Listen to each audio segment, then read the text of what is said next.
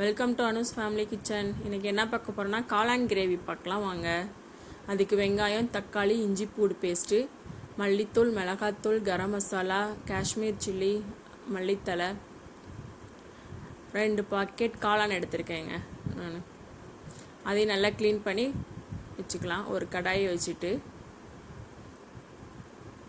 காளானை cut பண்ணி வச்சுக்கலாம். அப்புறம் ஆயில் விட்டு தாளிக்க எடுத்து வச்சுருக்க பொருள்லாம் அதில் சேர்த்துக்கலாம். பட்டை, சோம்பு, அன்னாச்சிப்பூ போட்டு தாளிச்சிட்டு நம்ம நறுக்கி வச்சுருக்க வெங்காயத்தை இதில் ஆட் பண்ணிக்கலாம். வெங்காயத்தை நீல வாக்கில் கட் பண்ணியிருக்கேங்க, அது மாதிரி கட் பண்ணி போட்டுக்கோங்க. போட்டு நல்லா ப்ரௌன் கலரில் வர அளவுக்கு வெங்காயத்தை நல்லா வதக்கிக்கலாம். நான் இன்றைக்கி கேஸ்ட் அயர்ன் யூஸ் பண்ணியிருக்கேங்க. இதில் சமைச்சா இது ஒரு டேஸ்ட் இருக்கும். நீங்கள் ட்ரை பண்ணி பாருங்கள். இதை நல்லா ப்ரௌனிஷாக வரட்டும்.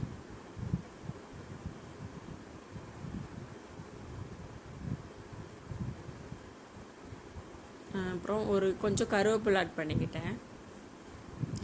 இதுவும் நல்லா வெங்காயம் வதங்கட்டும். வதங்கினதுக்கப்புறம் நம்ம பேஸ்ட் பண்ணி வச்சுக்க இஞ்சி பூடு பேஸ்ட் இதில் ஆட் பண்ணிக்கலாம். ஒரு 2 ஸ்பூன்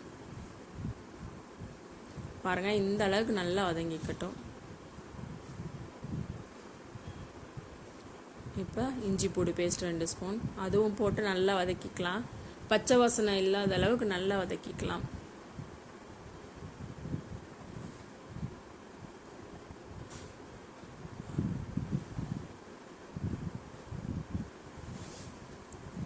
அதுக்கப்புறம் நம்ம நறுக்கி வச்சுருக்க தக்காளி, நான் மீடியம் சைஸ் தக்காளி 3 தக்காளி எடுத்திருக்கேங்க.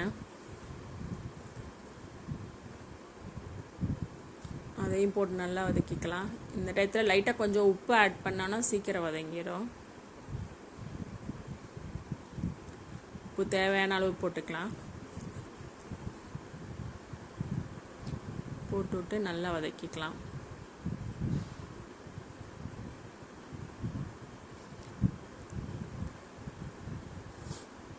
தக்காளி வதங்கினதுக்கப்புறம் நம்ம எடுத்து வச்சுருக்க மசாலாத்தூள் ஆட் பண்ணிக்கலாம். மல்லித்தூள், மிளகாத்தூள், கரம் மசாலா, காஷ்மீர் சில்லி ஆட் பண்ணியிருக்கேன்.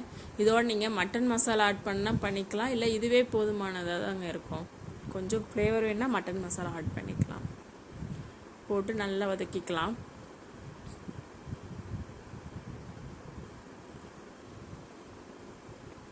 பொடி நல்லா எண்ணெயில் பிரிஞ்சு வர அளவுக்கு வதக்கிக்கணுங்க.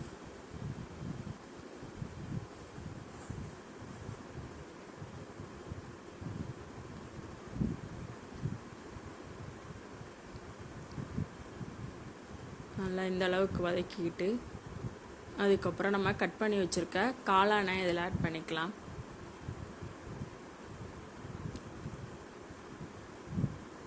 அவ்வளோதாங்க, வதங்கிருச்சு. இப்போ காளானை ஆட் பண்ணிக்கலாம்.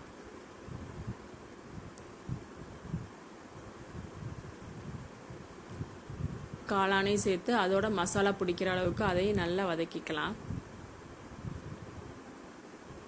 இதில் தண்ணி எதுவும் விட்டுறாதீங்க, காளான்லேயே தண்ணி விடும், அதுவே போதுமானதாக இருக்கும். மசாலா பிடிக்கிற வரைக்கும் 2 நிமிஷம் நல்லா வதக்கிக்கிட்டே இருக்கலாம். அதுக்கப்புறம் ஒரு மூடி போட்டு மூடி வச்சுருங்க.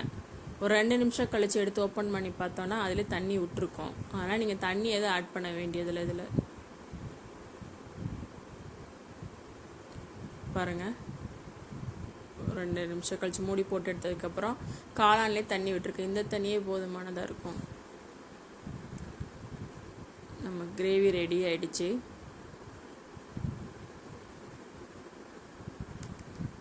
இப்போ நம்ம நறுக்கி வச்சுருக்க மல்லித்தலை இதில் ஆட் பண்ணிக்கலாம்.